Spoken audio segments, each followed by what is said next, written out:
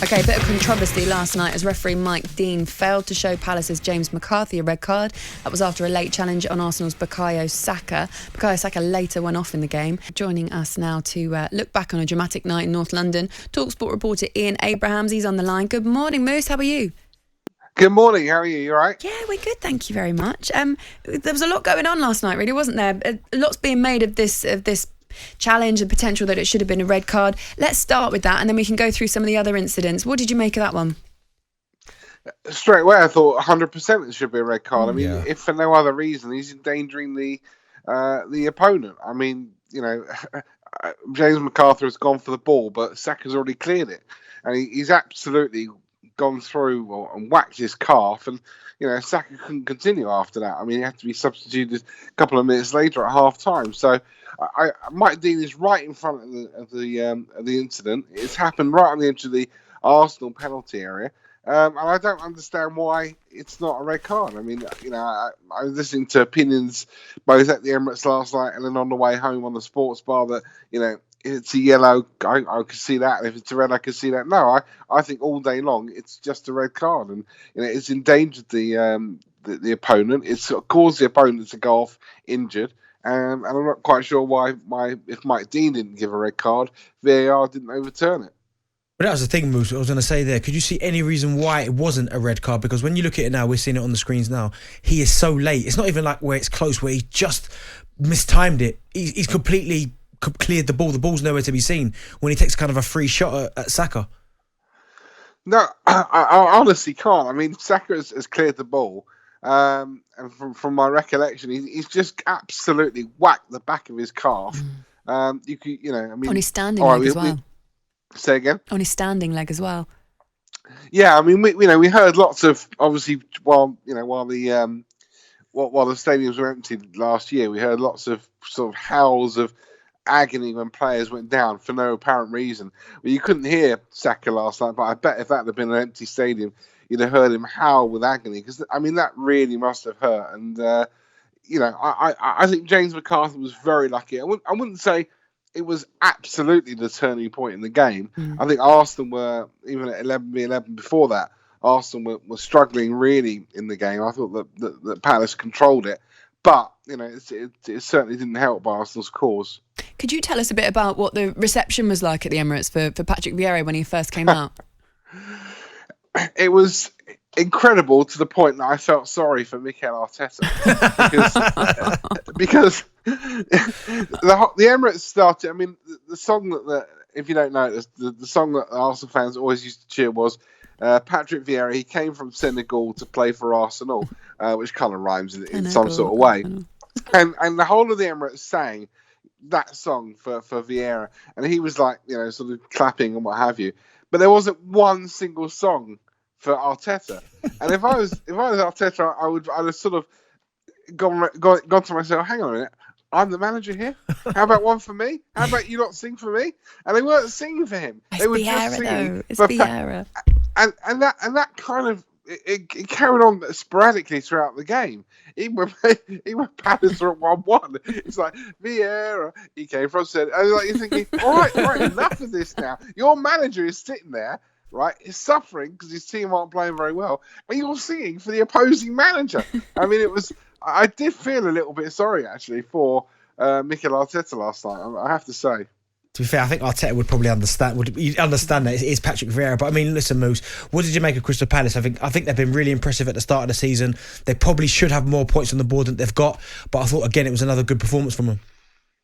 Yeah, you're right, Darren. 100% right. I mean, the one thing I think I would be, if I was Patrick Vieira, I'd be going, right, Brighton at home. 1-0 up with seconds to go. I was at the game, Morpie scores. Leicester at home. Absolutely dominating the game, somehow 2-0 down, get back to 2-2. So that's 4 points thrown away. Last night, 30 seconds, 40 seconds from the end of the game, when Lacazette scores. Again, 2 more, but that's 6 points. I mean, that's quite a lot when you're 14th in the table. And really, they shouldn't be 14th in the table. I think they played extremely well when I've seen them this season, Palace. I can see exactly what Vieira's trying to do. I like the young players he's got. make no mistake about it, they were without Zaha last night. They've still got Emirates to come back into this team. Michael Elise is only starting from the bench. Will Hughes hasn't had a look in yet. I mean, they've got some really good players to come into this team. And for long periods last night, I said it a couple of times in my reports, not only were they the better team, but Vieira was out coaching Arteta. Which considering Vieira's only been in the Premier League for literally 5 minutes and Arteta's been doing it for a couple of years now, I thought was a little bit surprising. So I think that there's only optimism really if you're a Crystal Palace fan. But for Arsenal, it's starting the season badly. Then they've won 3 in a row. You could argue Norwich and Burnley weren't great performances. Spurs was much better, but they've taken 2 steps forward. And now they seem to have taken a step back with a draw at Brighton and then the draw last night. It's quite a confusing place, I think, for some Arsenal fans waking up this morning. Because me and Darren were saying this, Moose. It was like, obviously, really disappointed with the overall performance because Palace did outplay Arsenal, whether or not you look at that incident, the red card potential incident. If you take that away and you just look at how they played, Palace definitely outplayed them. And you look at Vieira on the sidelines and there's a little bit of envy in me that goes, Patrick Vieira. And there's something as well about, I loved his reaction as well. This is why it's so confusing. I loved his reaction at full time. I loved the reaction when he just dropped to his knees after that goal as well, the Lacazette goal. There's something about him. He's just got this wonderful aura about him. And I'm pleased actually, Moose, because at the beginning of the season, on this radio station, we were doing the first manager to go odds before a ball had even been kicked. And Patrick Vieira was at the top of that. No, he was. And we all thought because of what happened to Ronald de Boer when he went into Palace, that this could be, which way is this going to go? We now know which way it's going to go. Regarding the Arsenal fans and maybe casting a little envious eye at Vieira last night, you could have had him. It wasn't like this is his first ever job. And 2 years ago, when Arteta got the Arsenal job, Vieira was not even considered. I went. When was it now? 2017 to New York to see New York City play, and Vieira was manager then. So, this is not someone who's just come completely from left field to manage a football team. He was around 2 years ago. He was available, inverted commas, 2 years ago. Arsenal didn't want him. Arsenal went for the Mikel Arteta. Now, I'm not saying that Vieira would have done any better in the 2 years than Arteta has done, but look at what Vieira has done in the first, 2 months of this season compared to Arteta. Arteta's been a roller coaster. Moose, the only thing I'd say about that is if you look at Arteta's first couple of months in charge, he brought him a trophy. So, do you know what I mean? I guess that small sample size, obviously it's easy to kind of say the way Vieira started at Crystal Palace, of course, he's been brilliant. Arteta, when he started at Arsenal, was fantastic. But I guess it's over the long haul, do you know what I mean? And that kind of leads me to my next question in terms of where, in your opinion, exactly are Arsenal? I suppose I'm going to answer that by saying I really don't know. I mean, they're a mile away from top 6, and it's been 17 years since they won the title, and they are so far away from even challenging again for the title that it's ludicrous to even start that conversation. So I'll start off with a mile away from the top 6. I guess really they're battling now with the likes of a Palace, a West Ham, an Everton, a Villa for a place in the top 10. And most people might think I'm being a bit melodramatic there, but I don't think I am. I think that's how far Arsenal have fallen since Arsene Wenger left. I remember for year after year after year, Arsenal got the Champions League. I mean, and whether you like it or not, whether you thought that the comment was ridiculous or not, Wenger treated that as a trophy. He said that. He said, getting in the top 4 in the Champions League is like a trophy.